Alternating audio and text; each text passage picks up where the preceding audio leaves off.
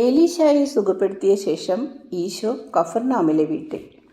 1945 May 13. സർവത്ര തഴച്ചു വളർന്നു നിൽക്കുന്ന ഒരു പച്ചക്കറി തോട്ടത്തിൽ നിന്ന് ഈശോ അതിവിശാലമായ ഒരു അടുക്കളയിലേക്ക് പ്രവേശിച്ചു. അവിടെ മുതിർന്ന 2 സ്ത്രീകൾ, മേരി ക്ലോപ്പസും മേരി സലോമിയും, അത്താഴം പാകം ചെയ്തുകൊണ്ടിരിക്കുകയാണ്. നിങ്ങൾക്ക് സമാധാനം ഉണ്ടായിരിക്കട്ടെ, ഓ ഈശോ, ഗുരു. ആ 2 സ്ത്രീകളും തിരിഞ്ഞ് ഈശോയെ അഭിവാദനം ചെയ്തു. ഒരാളുടെ കയ്യിൽ മനോഹരമായ ഒരു മത്സ്യമിരിപ്പുണ്ട്. അവൾ മീൻ വെട്ടിക്കൊണ്ടിരിക്കുകയായിരുന്നു. മറ്റേയാളുടെ കയ്യിൽ ഒരു കലം നിറയെ പച്ചക്കറികളാണുള്ളത്. അത് തെളിച്ചുകൊണ്ടിരിക്കുന്നു. കലം അടുപ്പത്ത് നിന്നും ഇറക്കി വെക്കാൻ തുടങ്ങുമ്പോഴാണ് ഈശോ വന്നത്. ജോലി ചെയ്തും ചൂടേറ്റും അവരുടെ മുഖം തുടുത്തിരിക്കുന്നു.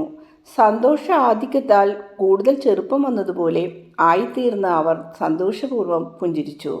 ഇതൊക്കെ ഒരു നിമിഷത്തിനകം ശരിയാകും. ഈശോയെ, അവിടുന്ന് ക്ഷീണിതനാണോ? അവിടത്തേക്ക് വിശപ്പുണ്ടാവും, അമ്മാവിയായ മേരി പറഞ്ഞു. ഒരു ബന്ധുവെന്ന നിലയിലും പരിചയവും സ്നേഹവും വെച്ചുകൊണ്ടാണ് അവളത് പറഞ്ഞത്. അവൾക്ക് സ്വന്തം മക്കളോടുള്ളതിലും അധികം സ്നേഹം ഈശോയോടുണ്ടെന്ന് തോന്നുന്നു. സാധാരണയിൽ കവിന് ക്ഷീണവും വിശപ്പുമൊന്നുമില്ല. എങ്കിലും അമ്മാവിയും മേരിയും കൂടി എനിക്ക് വേണ്ടി തയ്യാർ ചെയ്ത ഈ ഭക്ഷണം തീർച്ചയായും ഞാൻ രുചിയോട് കഴിക്കും. മറ്റുള്ളവരുടെ കാര്യവും അങ്ങനെ തന്നെ. അതാ അവരെല്ലാം വരുന്നുണ്ട്. അവിടുത്തെ അമ്മ മുകളിലത്തെ നിലയിലുണ്ട്. അവിടത്തേക്ക് അറിയാമല്ലോ, ഷെമിയോൻ വന്നിരുന്നു. ഓ, ഒരു വാനമ്പാടിയെപ്പോലെ ഈ വൈകുന്നേരം ഞാൻ സന്തോഷിക്കുകയാണ്. അല്ല, അത്രയല്ല, ഒരു രാജാവിനെ പോലെ ഞാൻ സന്തുഷ്ടയാണ്. അതങ്ങേക്ക് അറിയാമല്ലോ. അതെ, എനിക്കറിയാം. അമ്മാവിയെ അടുത്ത് നിർത്തി നെറ്റിയിൽ ചുംബിച്ചുകൊണ്ട് ഈശോ പറഞ്ഞു. എനിക്ക് അമ്മാവിയുടെ ആഗ്രഹം അറിയാം. സലോമിയോടുള്ള പാപരഹിതമായ അസൂയയെപ്പറ്റിയും അറിയാം.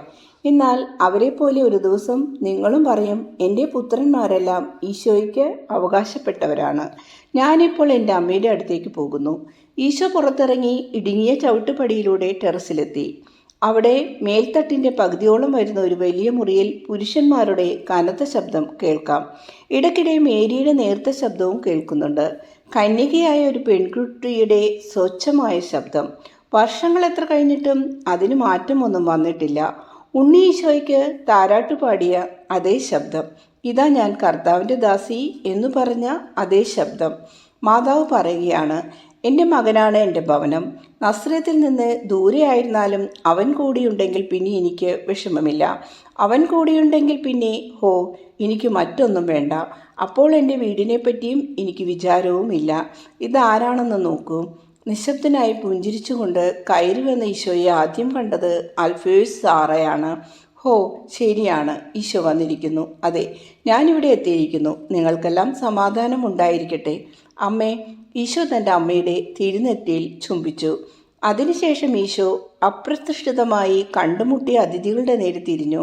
തൻ്റെ സഹോദര സ്ഥാനീയനായ ഷെമിയോൻ, അൽഫേഴ്സ്, സാറ, ആട്ടിടയനായ ഐസക്, സൻഹൃദീൻ, വിധിക്ക് ശേഷം എമ്മാവൂസിൽ വെച്ച് ഈശോ സ്വീകരിച്ച ഒരു ജോസഫ് എന്നിവരായിരുന്നു ആ അതിഥികൾ. ഞങ്ങൾ നസ്രത്തിൽ പോയിരുന്നു. ഞങ്ങളോട് ഇങ്ങോട്ട് വരാൻ പറഞ്ഞത് അൽഫേഴ്സാണ്. അൽഫേഴ്സും ഷെമിയോനും ഞങ്ങളോടൊപ്പം ഇങ്ങോട്ട് പോരാൻ ആഗ്രഹിക്കുകയും ചെയ്തു, ഐസക് വിശദീകരിച്ചു. ഇവിടെ വന്നാലും അങ്ങയെ കാണാൻ കഴിയുമെന്ന് ഞാൻ വിചാരിച്ചിരുന്നില്ല, അൽഫേഴ്സ് പറഞ്ഞു. എൻ്റെ കാര്യവും അങ്ങനെ തന്നെ. അങ്ങയെ കാണാനും അങ്ങയോടും മേരിയോടുമൊപ്പം കുറേ സമയം ചെലവഴിക്കാനും ഞാനും ആഗ്രഹിച്ചു, ഷെമിയോൻ പറഞ്ഞു. നിങ്ങളെയെല്ലാം കാണാൻ കഴിഞ്ഞതിൽ എനിക്ക് വളരെ സന്തോഷമുണ്ട്. ഖേദേശിൽ അധിക നേരം ചെലവഴിക്കാതെ ഇങ്ങോട്ട് പോകുന്നത് കൊണ്ടാണല്ലോ അത് സാധിച്ചത്. ഗെർഗേസായിൽ നിന്ന് മേറോം എന്ന സ്ഥലത്തേക്ക് പോകുന്നതിനിടയിൽ കായലിൻ്റെ മറുകരയിൽ ചുറ്റി നടക്കുന്നതിനിടയിലാണ് ഖേദേശിൽ എത്തിയത്. അവിടെ നിന്നാണോ ഇപ്പോൾ വരുന്നത്? അതെ, അവിടെ മുമ്പ് പോയിട്ടുള്ള സ്ഥലങ്ങളിലും പിന്നെ കുറേ അപ്പുറത്തേക്കും പോയി. അങ്ങ് ഗിസ്കല വരെ പോയിരുന്നു. എന്തൊരു ദീർഘമായ വഴിയാണത്. പക്ഷേ എന്തു നല്ല കൊയ്ത്തായിരുന്നു. ഐസക്, നിങ്ങൾക്കറിയാമോ, ഞങ്ങൾ ഗമാലിയൽ എന്ന റബിയുടെ അതിഥികളായിരുന്നു. അദ്ദേഹം ഞങ്ങളോട് വളരെ കാരുണ്യം കാണിച്ചു. പിന്നെ തെളിവെള്ളം എന്ന സ്ഥലത്ത് ദേവാലയത്തിലെ മൂപ്പനെ കണ്ടു. അദ്ദേഹവും വരുന്നുണ്ട്. അദ്ദേഹത്തെ ഞാൻ നിങ്ങൾക്ക് ഏൽപ്പിച്ചു തരും. പിന്നെ 3 ശിഷ്യന്മാരെ കൂടെ കെട്ടി ഈശോ നിഷ്കളങ്കമായി ആനന്ദപൂർവ്വം പുഞ്ചിരിച്ചു. അവർ ആരൊക്കെയാണ്? കൊറാസിമിലെ വൃദ്ധനായ ഒരു കുറിയ മനുഷ്യൻ. കുറേ നാൾ മുമ്പ് ഞാൻ അദ്ദേഹത്തെ സഹായിച്ചതാണ്. യാതൊരുവിധ മുൻവിധിയുമില്ലാത്ത ഒരു ഇസ്രയേൽക്കാരനാണ് അയാൾ. നല്ല ഒരു കൃഷിക്കാരൻ. തൻ്റെ നിലത്ത് ഉഴുന്നതുപോലെ അയാൾ തൻ്റെ പ്രദേശത്ത് എന്നോടുള്ള സ്നേഹം മുൻനിർത്തി പ്രവർത്തിച്ചു കൊണ്ടിരിക്കുകയാണ്. ഇനിയുള്ളത് 5 വയസ്സുള്ള ഒരു കുട്ടിയാണ്. ഒരുപക്ഷെ അത്രമാത്രം പ്രായമില്ലെന്നും വരാം. എങ്കിലും ബുദ്ധിമാനും ധൈര്യശാലിയുമാണ്. ബെത്സദായിൽ ഞാൻ അവനെ ആദ്യമായി കണ്ടത്. അവന് മുതിർന്നവരെക്കാൾ നല്ല ഓർമ്മയുണ്ട്. മൂന്നാമത്തെ ആൾ പഴയൊരു കുഷ്ഠരോഗിയാണ്. വളരെ നാൾ മുമ്പ് ഒരു സന്ധ്യക്ക് കൊറാസിമിന് അടുത്ത് വെച്ചാണ് ഞാൻ അയാളെ സുഖപ്പെടുത്തിയത്. പിന്നെ അയാളെ കാണുന്നത് ഇപ്പോഴാണ്. നഫ്താലി മലകളിൽ വെച്ച് എന്നെ ഏറ്റുപറഞ്ഞു കൊണ്ടെത്തിയ അയാൾ സുഖം പ്രാപിച്ച കൈകളും കാലുകളുമൊക്കെ എനിക്ക് കാണിച്ചു തന്നു. സുഖം പ്രാപിച്ചുവെങ്കിലും ശാരീരിക വൈകല്യമുള്ള അയാൾ വളരെ ക്ലേശിച്ചിട്ടാണേലും ദീർഘദൂരം സഞ്ചരിക്കാറുണ്ട്. അയാളെ കാണുന്നവർക്ക് പണ്ട് അയാളുടെ രോഗം എത്ര ഭയങ്കരമായിരുന്നുവെന്ന് മനസ്സിലാക്കുവാൻ കഴിയും. അയാളുടെ വാക്കുകളും നന്ദി നിറഞ്ഞ കണ്ണുനീരും കണ്ട് ആളുകൾക്ക് വിശ്വാസം വന്നു. എന്നെ പരിചയപ്പെടുത്തി കൊടുക്കുവാനും എന്നിൽ വിശ്വസിക്കുന്നതിനെ മറ്റുള്ളവരെ പ്രേരിപ്പിക്കുവാനും ഒരാളുണ്ടായതിനാൽ എനിക്കവിടെ പ്രസംഗിക്കാൻ എളുപ്പമായിരുന്നു. അവിടെ പല അത്ഭുതങ്ങളും പ്രവർത്തിക്കാൻ എനിക്ക് കഴിഞ്ഞു. യഥാർത്ഥമായും വിശ്വസിക്കുന്ന ഒരുവന് ഒട്ടേറെ കാര്യങ്ങൾ ചെയ്യുവാൻ കഴിയും. ഇതൊന്നും അത്ര ശ്രദ്ധിക്കാതെയിരുന്ന അൽഫേസ് സമ്മതപൂർവ്വം തുടർച്ചയായി തലയാട്ടിക്കൊണ്ടിരുന്നു. ഷെമിയോനും ഇതിലൊന്നും താല്പര്യമില്ലാത്ത രീതിയിൽ തലകുനിച്ചിരുന്നു. എന്നാൽ ഐസക്ക് പൂർണ്ണഹൃദയത്തോടെ ഗുരുവിൻ്റെ സന്തോഷത്തിൽ പങ്കുചേർന്നു. ഈശോ തൊട്ടു മുമ്പ് ഏലിയായുടെ കൊച്ചുമകനെ സുഖപ്പെടുത്തിയ കാര്യം പറയാറായപ്പോഴേക്കും ഭക്ഷണം തയ്യാറായി. മാതാവായ മേരിയും മറ്റു സ്ത്രീകളും ചേർന്ന് ആ വലിയ മുറിയിൽ മേശയൊരുക്കി. പാത്രങ്ങൾ ഒരുക്കി വെച്ച ശേഷം അവർ താഴത്തെ നിലയിലേക്ക് പോയി. അവിടെ പുരുഷന്മാർ മാത്രമായി. ഈശോ കൃതജ്ഞതാ സ്തോത്രം ചൊല്ലിയതോടെ അവർ ഭക്ഷണം കഴിക്കാൻ ആരംഭിച്ചു. എന്നാൽ അല്പസമയത്തിനുള്ളിൽ സൂസന്ന മുകളിലത്തെ നിലയിൽ വന്ന് പറഞ്ഞു, ഏലി വേലക്കാരോടും ധാരാളം സമ്മാനങ്ങളോടും കൂടി വന്നിരിക്കുന്നു. അദ്ദേഹത്തിന് അങ്ങയോട് സംസാരിക്കണമത്രേ. ഞാൻ ഉടനെ വരാം, അല്ലെങ്കിൽ ഇപ്പോൾ തന്നെയാവാം. അദ്ദേഹത്തോട് ഇങ്ങോട്ട് വരാൻ പറയൂ. സൂസന്ന താഴേക്ക് പോയി. അല്പസമയത്തിനുള്ളിൽ ഏലിയോടൊപ്പം തിരിച്ചെത്തി. ഒരു വലിയ കൂട ചുമന്നുകൊണ്ട് 2 വേലക്കാരും കൂടെയുണ്ട്. പരമപരിശുദ്ധയായ മേരി ഒഴികെ മറ്റെല്ലാ സ്ത്രീകളും പിന്നാലെ വന്നിരിക്കുന്നു. എൻ്റെ സഹായിയായി അങ്ങയോടൊപ്പം ദൈവം ഉണ്ടായിരിക്കട്ടെ. ആ പരീശൻ അഭിവാദനം ചെയ്തു. ഏലി, ദൈവം അങ്ങയോടുകൂടെയും ഉണ്ടായിരിക്കട്ടെ. അകത്തു വരൂ. താങ്കൾക്ക് എന്താണ് വേണ്ടത്? താങ്കളുടെ കൊച്ചുമകന് വീണ്ടും കുഴപ്പമല്ലതും പറ്റിയോ? ഹേയ്, അവന് കുഴപ്പമൊന്നുമില്ല. അവൻ മിടുമിടുക്കനായി അടുക്കളത്തോട്ടത്തിൽ ചാടിക്കളിക്കുന്നു. നേരത്തെ എൻ്റെ ചുമതല നിർവഹിക്കുന്നതിൽ പൂർണ്ണമായും പരാജയപ്പെട്ടതിനാൽ ഞാൻ സംഭ്രമിക്കുകയും വിരണ്ടു പോവുകയും ചെയ്തിരിക്കുന്നു. അതിനാൽ അങ്ങയോടുള്ള നന്ദി പ്രകാശിപ്പിക്കാൻ ഞാൻ ആഗ്രഹിക്കുന്നു. ഞാൻ കൊണ്ടുവന്നിട്ടുള്ള ഈ നിസാര കാഴ്ച വസ്തു നിരസിച്ചു കളയരുതെന്ന് ഞാൻ വിനയപൂർവ്വം അപേക്ഷിക്കുന്നു. ഇതെൻ്റെ പാടത്ത് വിളഞ്ഞവയാണ്. പിന്നെ എനിക്ക് ഒരാഗ്രഹമുണ്ട്. അവിടുന്ന് നാളെ എന്നോടൊപ്പം ഭക്ഷണം കഴിക്കണം. എൻ്റെ സുഹൃത്തുക്കളോടൊപ്പം ഒരിക്കൽ കൂടി നന്ദി പ്രകാശിപ്പിക്കുന്നതിനും അങ്ങയെ ആദരിക്കുന്നതിനും അത് അവസരം നൽകൂ. ഗുരു, ഈ അഭ്യർത്ഥന നിരസിക്കരുത്. അങ്ങേക്ക് എന്നോട് സ്നേഹമില്ലെന്ന് എനിക്കറിയാം. അങ്ങ് ഏലീശായെ സുഖപ്പെടുത്തിയത് അവനോടുള്ള സ്നേഹം കൊണ്ട് മാത്രമാണ്, എന്നോടുള്ള സ്നേഹം കൊണ്ടല്ല. നന്ദി, പക്ഷേ സമ്മാനങ്ങളൊന്നും വേണ്ട. മഹാന്മാരും ജ്ഞാനികളുമൊക്കെ ഇത്തരം സമ്മാനങ്ങൾ സ്വീകരിക്കാറുണ്ട്. ഇതൊരു കീഴ്വഴക്കമാണ്.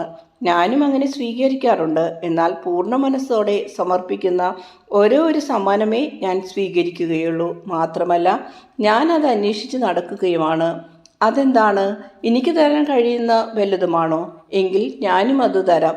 നിങ്ങളുടെ ഹൃദയങ്ങൾ, നിങ്ങളുടെ വിചാരങ്ങൾ, അവ എനിക്ക് തരിക. നിങ്ങളുടെ തന്നെ നന്മയ്ക്ക് വേണ്ടിയാണത്.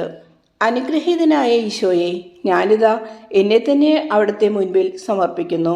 അങ്ങേക്കിതിൽ സംശയമുണ്ടോ? ശരിയാണ്, ഞാൻ അങ്ങയോട് തെറ്റ് ചെയ്തു. എന്നാൽ എനിക്കിപ്പോൾ തെറ്റ് മനസ്സിലായി. അങ്ങയെ എതിർത്തിരുന്ന ഡോറാസിൻ്റെ മരണവൃത്താന്തം ഞാൻ കേട്ടു. ഗുരു, അങ്ങ് എന്തിനാണ് പുഞ്ചിരിക്കുന്നത്? ഞാൻ ചില കാര്യങ്ങൾ ഓർക്കുകയാണ്. ഞാൻ പറഞ്ഞതൊന്നും അങ്ങ് വിശ്വസിക്കുന്നില്ലെന്നാണ് ഞാൻ വിചാരിച്ചത്. ഹേയ്, അങ്ങനെയല്ല. ഡോറാസിൻ്റെ മരണമാണ് താങ്കളുടെ മനസ്സിളക്കിയതെന്ന് എനിക്കറിയാം. ഇന്ന് വൈകുന്നേരത്തെ അത്ഭുതത്തെക്കാളധികമായി എന്നാൽ തെറ്റ് യഥാർത്ഥമായും മനസ്സിലാക്കുകയും ഇപ്പോൾ മുതൽ എൻ്റെ സുഹൃത്തായിരിക്കാൻ ആഗ്രഹിക്കുകയും ചെയ്യുന്നുവെങ്കിൽ താങ്കൾ ദൈവത്തെ പേടിക്കേണ്ട ആവശ്യമില്ല. അങ്ങ് യഥാർത്ഥമായും ഒരു പ്രവാചകനാണെന്ന് മനസ്സിലാക്കാൻ എനിക്ക് കഴിയും. അങ്ങ് പറഞ്ഞത് ശരിയാണ്. ഞാൻ വളരെ പേടിച്ചിരിക്കുകയാണ്. എൻ്റെ കൊച്ചുമകനുണ്ടായ അപകടത്തേക്കാൾ എന്നെ കൂടുതൽ ഭയപ്പെടുത്തിയത് ഡോറാസിൻ്റെ മരണമാണ്. ഞാനിവിടെ വരാൻ കാരണവും അതാണ്. ഇന്ന് വൈകുന്നേരം ഞാൻ പറഞ്ഞു, ഇതാ ശിക്ഷ വന്നിരിക്കുന്നു. അത് ഈ വൃദ്ധനെയല്ല, എനിക്ക് സ്നേഹം തരുന്ന, സന്തോഷം തരുന്ന ആ കുഞ്ഞിനെയാണ് പിടികൂടിയത്. തന്മൂലം ശിക്ഷയുടെ കാഠിന്യം വർദ്ധിച്ചിരിക്കുകയാണ്. ഡോറസിന് ലഭിച്ചതുപോലെ ഒരു ശിക്ഷയാണിതെന്ന് എനിക്ക് മനസ്സിലായി. ആ ശിക്ഷ ന്യായമായും അർഹിക്കുന്നുവെന്ന് താങ്കൾക്ക് ബോധ്യമുണ്ടല്ലോ. എന്നാൽ ഇതൊക്കെയായിട്ടും നന്മയായവനെ താങ്കൾ അപ്പോഴും വിശ്വസിച്ചിരുന്നില്ല. അവിടുന്ന് പറയുന്നത് ശരിയാണ്. എന്നാൽ ആ സ്ഥിതിയൊക്കെ മാറിക്കഴിഞ്ഞു. ഇപ്പോൾ എനിക്ക് മനസ്സിലായി. അതിനാൽ അവിടുന്ന് നാളെ എൻ്റെ വീട്ടിൽ വരുമോ? ഏലി, പ്രഭാതത്തിൽ ഇവിടെ നിന്നും പോകാനാണ് ഞാൻ തീരുമാനിച്ചിരിക്കുന്നത്. എന്നാൽ താങ്കളെ ഞാൻ വെറുക്കുന്നു എന്ന ധാരണ മാറ്റാൻ വേണ്ടി എൻ്റെ യാത്ര ഒരു ദിവസത്തേക്ക് കൂടി മാറ്റിവെക്കാം. ഞാൻ നാളെ നിങ്ങളോടുകൂടെ ഉണ്ടായിരിക്കും. ഹോ, അങ്ങ് ശരിക്കും നല്ലവനാണ്. ഈ കാര്യം ഞാൻ എന്നും ഓർമ്മിക്കും. ശരി, അങ്ങനെയാവട്ടെ. ഏലി, എല്ലാറ്റിനും നന്ദി. ഈ പഴം വളരെ മനോഹരമായിരിക്കുന്നു. പാൽക്കട്ടി പോലെ തന്നെ നെയ്യും നല്ല മധുരമുള്ളതായിരിക്കും. ഈ വീഞ്ഞ് തീർച്ചയായും വളരെ നല്ലതാണ്. എന്നാൽ ഇവയെല്ലാം എൻ്റെ നാമത്തിൽ പാവങ്ങൾക്ക് കൊടുക്കാമായിരുന്നു. അവർക്ക് വേണ്ടിയുള്ളത് അടിയിൽ വേറെ വെച്ചിട്ടുണ്ട്. ഇത് അങ്ങേക്കുള്ള കാഴ്ച വസ്തുക്കളാണ്. കൊള്ളാം. നാളെ ഭക്ഷണത്തിന് മുമ്പോ പിമ്പോ താങ്കളുടെ ഇഷ്ടമനുസരിച്ച് നമുക്കൊന്നിച്ച് ഇത് വിതരണം ചെയ്യാം. ഏലി, ഈ രാത്രി അങ്ങേക്ക് സമാധാനപൂർണമായിരിക്കട്ടെ. അങ്ങേക്കും അപ്രകാരമായിരിക്കട്ടെ. ഞാൻ ഇറങ്ങട്ടെ. വേലക്കാരോടൊപ്പം ഏലി പോകുന്നു.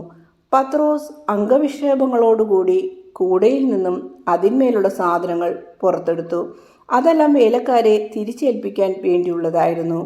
കൂട ഈശോയുടെ മുമ്പിലേക്ക് വെച്ചുകൊണ്ട് ആന്തരികമായൊരു പ്രസംഗത്തിൻ്റെ ഉപസംഹാരം എന്ന വണ്ണം പത്രോസ് പറഞ്ഞു, ഈ കിഴവൻ ആയുസ്സിൽ ആദ്യമായിരിക്കും ഇങ്ങനെ ദാനധർമ്മം ചെയ്യുന്നത്. ശരിയാണ്. അത്യാഗ്രഹിയായിരുന്ന എന്നെപ്പോലും മറികടക്കുന്ന ആളാണ് ഇയാൾ. അന്യായമായ പലിശ മൂലം അയാൾ മുതൽ ഇരട്ടിപ്പിച്ചിട്ടുണ്ട്. മത്തായി പിന്താങ്ങി. ശരി തന്നെ. എങ്കിലും അയാൾ തെറ്റുതിരുത്താൻ തയ്യാറായത് നല്ല കാര്യമല്ലേ? ഐസക് ചോദിച്ചു. തീർച്ചയായും അത് നല്ല കാര്യമാണ്.